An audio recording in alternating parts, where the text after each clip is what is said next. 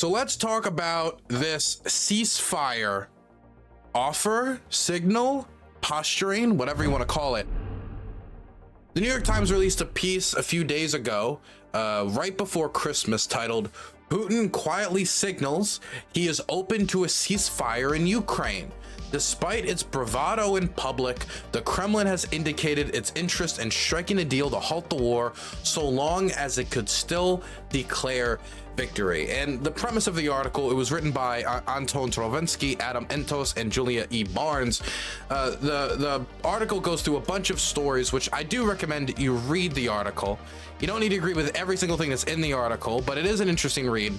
The premise of the article is that Putin has signaled in private through intermediaries, through back channel negotiators. What a back channel negotiator is, if something is too controversial to bring up through a public channel, through, for example, an American diplomat going straight to Moscow and, you know, having a meeting so everybody's paying attention to it, all the cameras are on it, you know, it could have scandal around it in case it's not that politically advantageous to openly be like shaking the hands of the people you're at war with. The idea of a back channel negotiation is through some businessman, through some intermediary, through someone that you both know, they are able to go on your behalf and negotiate on behalf of the United States, and then maybe they would negotiate with Lavrov. For example, there was indication that a year ago or some time ago, there were some back channel individuals, some, I think, American intellectuals that met with Sergei Lavrov, the Russian foreign minister, and then told the Biden administration afterwards what they got from the meeting.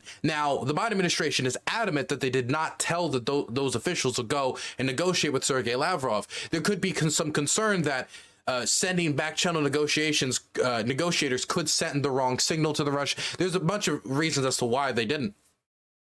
But it wasn't their initiative, but they still at least received the information. That was a back channel negotiation that at least occurred earlier during the war. It amounted to nothing. Much like a lot of the back channel negotiations at the very start of the war at the weeks during the beginning, amounted to nothing, especially after the Russian crimes in Bucha were made public, which made it so that the Ukrainians were very uncomfortable with making any deal with the Russians and allowing them to have any land, considering what they're doing on the land. And so then they fought, and then when the Ukrainians launched the counteroffensive in Kharkiv, it really shocked the Russians, apparently. It really made Putin anxious. He wasn't making a lot of public appearances at this time. He was quiet. And according to multiple anonymous, and that's a big, I don't want to say problem with the article, but it is a problem with the article. That's a problem with this article, is that everybody in it's anonymous. And on one hand, I understand why that's frustrating to people who are reading it, because it's like, oh, anonymous Russian officials. We're just supposed to take on face value anonymous Russian officials. And I'm seeing this talked about a lot by people in the NATO crowd online, a bunch of the pro-Ukraine crowd, Ukrainians online. And I understand that. But the reason why they would be anonymous is if we knew which Russian officials they were, they wouldn't be able to tell us this information anymore, because they'd be dead. Assuming, and this is something I've seen also suggested, that this isn't some misdirection from the Putin administration, and they're doing this through back channel negotiations in order to discourage aid to Ukraine, because if they believe that, hey, maybe we can make a deal here, even if there's not either a legitimate deal that the Russians won't violate after, or just no deal to be made, period. Maybe they're just dragging us along, as many people indicate early negotiations over the war of Ukraine might have been. Then they can take advantage of it, either to slow down aid because, oh, if we send aid, maybe that'll mess up with these negotiations if we're sending them more bombs. There's a bunch of misdirection that could be going on here, and I do acknowledge that. But the reason why is because if we knew which officials, assuming that isn't going on, if we knew which officials they were, then, well, they could be in a lot of trouble, obviously. That would be the idea. But they offered negotiations in, I think it was right after the Kharkiv counteroffensive. They offered this chance at negotiations, and the Ukrainians were not having it. The West did not really respond. They didn't take this chance at negotiations too seriously, and it was immediately followed up by the liberation of Kherson. And then the Ukrainian counteroffensive happened. And now afterwards, according to this article, Vladimir Putin is now also offering ceasefire again. Now, the rules of the ceasefire are not specified here, as in, like, here's the exact organizational bodies that would monitor it or anything. All we get from this article generally is that Putin wants to have a ceasefire along the current contact lines. And that would mean, most likely, at least in my mind, enshrining Russian positions as they are for the time being. For the foreseeable future until either A, the ceasefire is broken, or B, some other mechanism to return the land to Ukraine is used, assuming that it could be returned at that point and the Russians wouldn't hold on to it forever. So this would mean the Russians getting about 20% of Ukraine, 80% of Ukraine's coastline, and a country that is heavily reliant on using the naval exports in order to get its grain to international markets, losing much of its grain fields, losing much of its coal-producing regions and resource-rich regions in the east. And on top of all of that, not only would they be losing all of this, but it would mean, on top of the land, losing a lot of people to occupation. People that could be tortured, people that could be executed, people that could be wrongfully imprisoned, people that could lose their rights to private property, as the Russian government had their version of an executive order signed by the president, taking away the property rights of people in the region if they do not accept Russian citizenship. I mean, it's gonna be shit. It's gonna be shit if you're in any way aligned with Ukraine and you're in occupied territory, and you're not with the occupying authority. It's going to be shit. And so the Ukrainians obviously don't accept this offer. If you look at the government has thrown out the idea of accepting an offer like this or accepting any territory to be annexed by the Russians out of hand. And if you poll the Ukrainian public, 2/3 of it says that even if Western aid was to stop, the Ukrainians should still continue to fight against the Russians. So the idea that they would settle for losing any land at this point, when all polling data, and that's not the only poll. That was done by the Kiev Institute of Sociology. There's been other polls done as well. All polling data indicates that the Ukrainians are unwilling to accept such a deal. But that's the one that Putin's making, or assumedly making, whether serious or not, through back-channel negotiators to Washington. And that's the thing I want to emphasize here. These offers are being made to DC. And I need to say this now. If these negotiations ever start, either 3 years from now or next week, whenever they start, whenever everybody gets to the table and the pen goes to paper to finalize a ceasefire or the end of the war, whatever happens, I do need to push the fact that the Ukrainians must be at the negotiating table, and they should be taking the lead on negotiating. One of the main problems I had with how the Trump administration set us up for withdrawal from Afghanistan was that he made it so the Americans were taking the lead of negotiations. In fact, at certain parts, the Afghans were completely excluded from negotiations, and it was just the Taliban and the American authorities. And that was the main complaint from the Afghan government at the time, was that they were being excluded from negotiations. And so if the Americans and the Russians take lead on negotiations, I do want to throw out there that there's not American soldiers on the ground fighting like there was in Afghanistan, helping to keep the government afloat.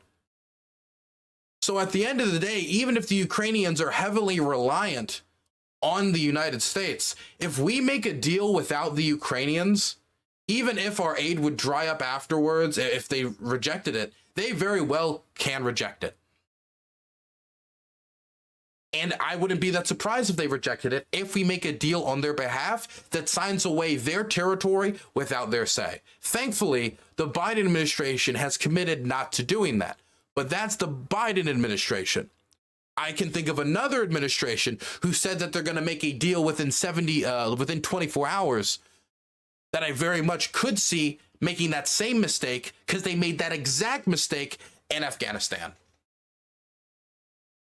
But the Russians don't have any interest in negotiating with the Ukrainians. The Russians have an interest in talking to the quote-unquote big dog, talking to the United States. So this is something that we need to emphasize, that the Ukrainians take point on negotiations. It's their people that are dying. It's their land. It's their future. It's their freedom. It's their suffering. At the end of the day, they should be taking the point on negotiations. None of our young boys are dying over there outside of the people who have chosen of their own free will to go over there and volunteer. None of our soldiers are dying. It's their soldiers that are dying. So they should be taking the point in negotiations, and they should be taking the point in deal making. So that's already a problem I have with how this process could go, or how the Russians are trying to direct it, which is this is a deal between Russia and the United States, the big boys cutting up the little boy. When I think the idea that should be promoted by the European community, I think that should be promoted by Federal Europe, that should be promoted by NATO, that should be promoted by the United States, that the United States will be there to support Ukraine in negotiating with the Russians, that we will be there to back them up. They take the point, they know their country, they know their priorities. Okay, so that's the first problem I have with how this thing could go. So the other problem I have with how this thing could go is it seems like, according to this article, NATO and NATO membership is not going to be a sticking point, reportedly, or is seen as not going to be a sticking point, according to the Russians. And the reason why is they know that for the immediate future, there is no plan to have Ukraine join NATO. And so, in their mind, that's not going to be a sticking point when it comes to negotiating a ceasefire. But then that brings in the key question about negotiating a ceasefire. How do you enforce that ceasefire? I mean, you can do the OSCE again, which monitored the ceasefire between 2014 and 2022. But I mean, how do you, well, not 2014, but 2016 to 2022. But if the goal is to stop the fighting from happening again, obviously that wasn't enough. And so if we make the same deal we made in Minsk, but on a larger scale, giving over more Ukrainian land, then how are we not just setting ourselves up for disaster a few years down the line, especially if the Russian society is already on the war industry path? What if we lose attention, we sign this ceasefire, we stop sending over weapons because we're like, oh, that's not a priority anymore. And hey, the Republicans were making that politically divisive anyway, so we'll drop that. And so will many European countries. Maybe Geert Wilders' government will drop it. Maybe other countries will drop it. Maybe it'll just be Poland, Estonia, Lithuania, and Latvia. Maybe it'll just be those countries leading the way. Maybe the Czech Republic. Maybe they will be the only ones continuing to supply Ukraine. But then if they stay on the war path, and then eventually, 4, 5, 6 years down the line, when Putin is 77 years old and trying to preserve the end of his legacy as he's heading towards the deathbed, as he's trying to enshrine himself in the history of Russian leaders, in the history of this civilizational struggle, which is how he views it, against the West, he throws another blow at Ukraine. Because they're not part of NATO. They're not part of a collective defense treaty. They're not part of any unilateral defense agreement between the United States and Ukraine, or the United Kingdom and Ukraine. And if they violate the ceasefire, if the West, started to waver almost 2 years into it, now with 5 years of prep, a better game plan, and knowing what we're getting into now we could give it a good run again. What indication do we have that they would be willing to accept a structure that would legitimately stop them from invading again?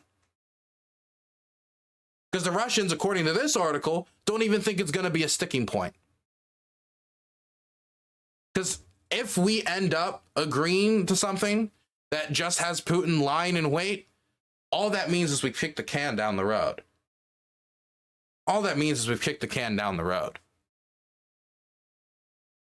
So there's a lot of things that I think are acting as a barrier to negotiation right now, and I'm gonna throw these things at you right now. Outside of talking about these signals that are being thrown by the Kremlin, who knows if it's misdirection or not?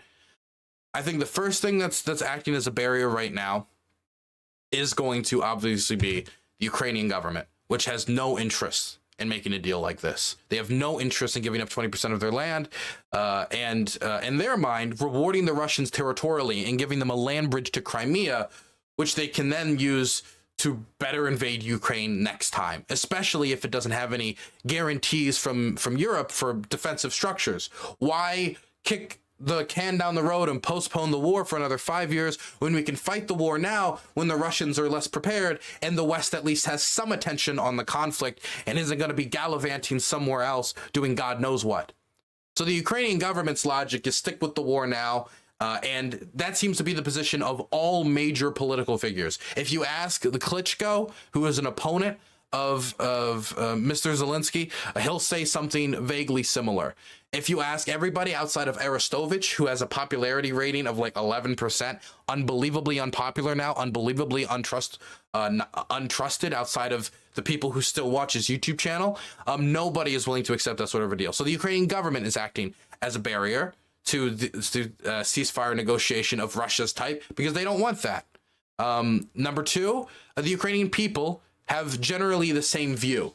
If you see any polling data that looks at them and what they think, they're against negotiating as well. They want to liberate all of their land. They see this as an independent struggle.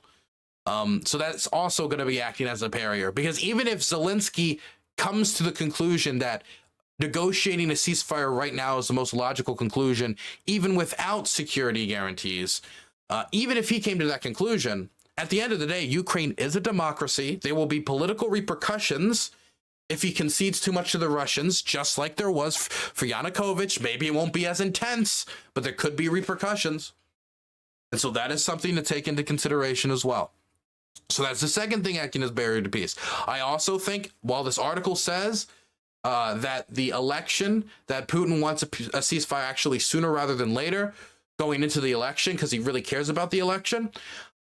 I've heard from other Russia watchers that there's a reason to believe that he won't make any concessions or make any deal with the West that could bring about a ceasefire until after the elections, when he'd be more willing to take possible hits to his popularity. That's when people talk about mobilization as well. And the reason why is that if he was to say, you know, hey, we're not going to take all of Donetsk, hey, we're not going to take all of this, he fears that there could be some political repercussions for that as people ask, what was this war about? Was it just about taking this, or was it just about, I thought it was about confronting this and confronting that. But that's something that can be disagreed about. I think what else is, so the elections could be working as a barrier to peace. I think what else is working as a barrier to peace is, quite frankly, the lack of a security guarantee to stop the Russians from invading again. The Russians and Vladimir Putin's government, quite specifically, have put forward ideological foundation to allow it to justify the annihilation of the Ukrainian state. At the start of the war, he released a speech laying it all out clearly, and in the months prior, he released articles, academic articles that Putin wrote, laying out the same framework. And so if there's no guarantee to stop the Russians from violating the ceasefire, what is to stop it from ending up just like the last 20 attempts at negotiated ceasefires and the last 200 rounds of negotiation, or Minsk 1 or Minsk 2? What stops the Russians from doing what they did after Minsk 2, which was continue to pressure salients, which they did, like Ukrainian salients? All I'm saying is, if your goal is peace, and all you do is write a ceasefire so the firing right now immediately stops, that didn't work with Minsk 1, and it didn't work with Minsk 2. It didn't work with the 200 rounds of negotiation or the 20 attempts at negotiated ceasefires. So there has to be something structurally different about this to stop the Russians from attacking again, or all you're doing is giving them a rest period where the West very likely could take its eye off the ball. While Putin, working for a top-down authoritarian structure, could very well decide we're staying with the war economy, we're continuing to industrialize, and he can make the justification to his people, hey, we took some losses during the war, we need to rejuvenate those losses. All I'm saying is you need something in place to physically stop the Russians from reigniting the war. If not, then all you're doing is relying on the Russians' goodwill and their self-interest aligning with your self-interest and stopping a war. Immediately when a war becomes more beneficial, either politically or militarily, strategically, let's say, for example, the West got tied up in a war over Taiwan, well, then wouldn't that be the perfect moment to attack Ukraine when the West needs its 155 howitzer shells in Taiwan, when it needs its anti-ship missiles in Taiwan, when it needs its anti-tank weapons in Taiwan. And so then all you've done is, like I said before, kick the can down the road. So there's a lot of questions about this in my mind. I mean, like, how are they going to... Man, there's so many questions about this. How do you know that this is serious?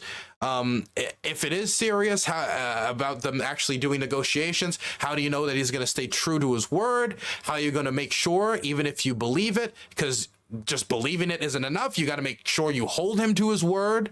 And how do we do that? How do we implement that in the ceasefire as well? How do you get the Ukrainians to agree to this? And should the Ukrainians agree to this? Should the Ukrainians agree to lose 80% of their coastline? Should the Ukrainians agree to lose 20% of their territory, millions upon millions of people, and give the Russians a land bridge to Crimea, which could be used as a launching pad to invade them in the future? Just like Crimea, which they invaded in 2014, was used as a launching pad to invade them in 2022. At the end of the day, this could all just be us like floundering over mind games from Vladimir Putin and from something he's trying to, just from a game he's trying to play in order to try to lessen support to Ukraine, all the way to he's just trying to find a way to rest. We don't know. What I do know, whether or not negotiations happen sooner or later, most likely later, is that if you give Ukraine the tools necessary, weapons, tanks, artillery shells, air defense, jets, and the military assets to push its position in negotiations or on the battlefield better, then they'll be able to push for a better deal and they will have more leverage negotiations. Because if there's anything that has been shown that the Russians respect when it comes to Kharkiv or the battle for Mykolaiv, or the battle for Kherson, is power. As in, the Russians tried to take Kharkiv, the Ukrainians said, Nia or Niet in their language, and then the Russians blew up. And hey, they had to respect it, whether they wanted to or not. They couldn't take the city. And so all I'm saying is that's the one guarantee we know that has worked in defending these cities, that has worked in pushing the Ukrainian position, that has worked in claiming cities. And we already know, I mean, there's whole books on this, like Arms and Control. I think, was it Arms and Control? I forget the book, but there's whole books written upon how weapons are used in negotiations, how most weapons will never be fired, but they will be used implicitly in negotiations between states, as their military potential is brought into calculations when making diplomatic decisions. And so if the Russians are thinking, okay, should I accept this hard pitch deal from the Ukrainians to take back Donetsk and Luhansk? Or should I not, but then have to face all these new American Abrams, but then have to face all this? And then maybe next time when we're at the table, we'll get an even worse deal. So either way, even negotiation coming down next week or next year, empowering the Ukrainians to perform as best as they can in those negotiations, I think is a smart thing to do. And if the negotiations fall through, well, then they have the means to protect themselves and try to bring about their demands by force if necessary.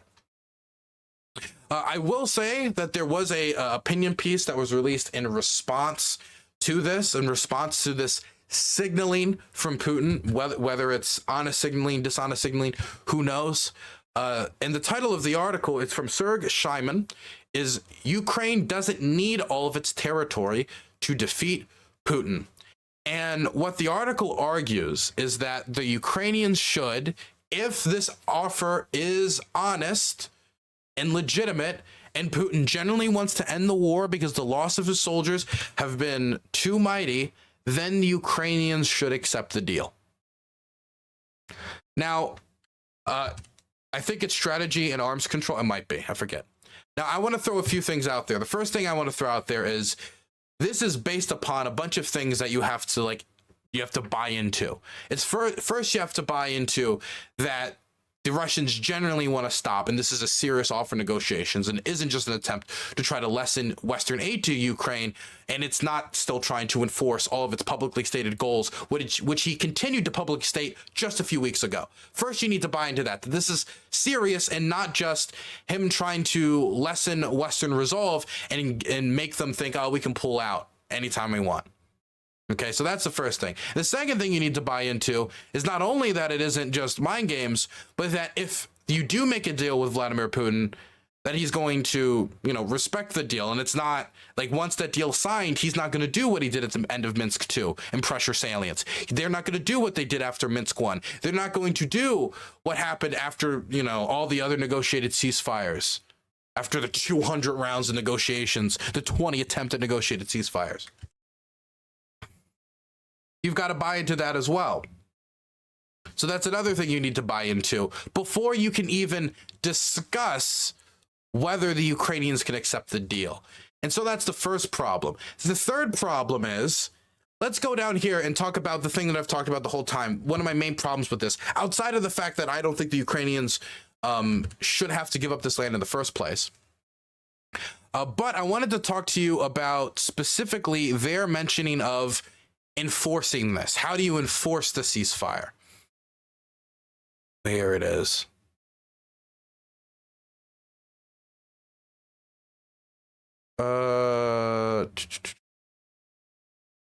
Here it is. The first stage of talks they propose would be forcing the sides to agree to stop hostilities, disengaging the force and installing a third-party monitoring system. The next hurdle would be to devise a security arrangement that would give Ukraine the assistance it needs while taking account of Russian opposition to a full NATO member on its eastern border.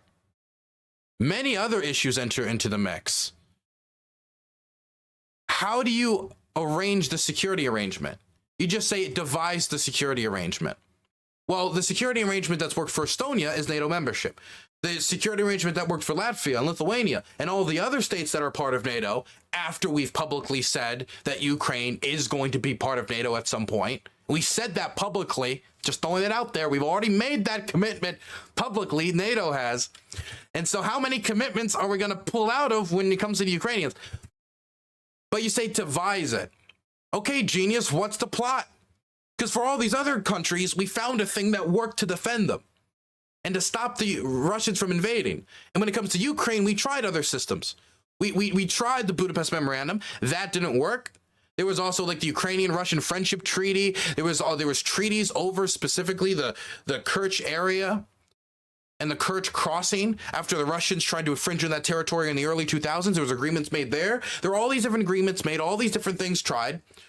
When the eventual revolution, the Euromaidan revolution happened, and Yatsenyuk came into power in the transitional government, he said immediately, I'm not going to become part of NATO. We're not joining NATO. We're going to stay as a non-aligned power. And the Russians still invaded.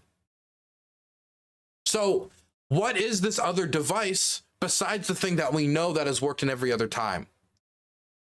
Because are we going to be able to get the Russians to agree to a unilateral defense pact between the United States and Ukraine like it's South Korea? What about European states? I think it would make more sense for the Europeans to be more invested in defense of Ukraine, considering they're right there. They should have some unilateral defense pacts with them as well. Is it going to be all of us, different European states like Finland and United Kingdom and all these other countries just also negotiating unilateral defense pacts? Would Russia accept that, since essentially when it comes to the collective defense part, it's basically serving the same purpose of NATO if you get all these European states to do the same thing? What's the security arrangement that would stop Russia from invading again? Because the OSCE failed to do it. The UN failed to do it. Minsk 1 and Minsk 2 failed to do it. So this is all based upon, number one, assuming that the Russians are serious about talks, and number two, that they're serious about peace. Okay? So those are two things you need to assume. But then on top of that, it's also based upon a security arrangement that nobody's thought about yet that gives Ukraine NATO-esque protection without letting them join NATO, stopping the Russians from invading again. So an institution that does not exist. I'm not saying it's impossible to devise it. I'm just saying you didn't in this article for a reason. And that's because no one has devised it yet. It almost feels like saying, like, you know, I have this article and this is why I believe that Israel should, or Palestine should accept this deal, and then in the middle of it, you write, now I don't understand any of the mechanisms of how this deal would actually be done or to stop this war from spiraling out again if the deal was done. Come on. And this is all besides the point that the Ukrainians, the people in question, don't want to accept this deal and don't want to give up their land to an occupation that is not just switching flags. And a lot of people treat it like that, oh, it's Ukraine, it's Russia, it's all the same. When it comes to their civil liberties, when it comes to the language that they can speak and to the religions that they can practice, when it comes to the way that they can live their lives, yeah, it is significantly different. Definitely when you look at the type of torture that's going on in occupied territory and the type of death pits that have been uncovered. Yeah, I do think it's significant enough for the Ukrainians to have a reason to want to liberate the territory.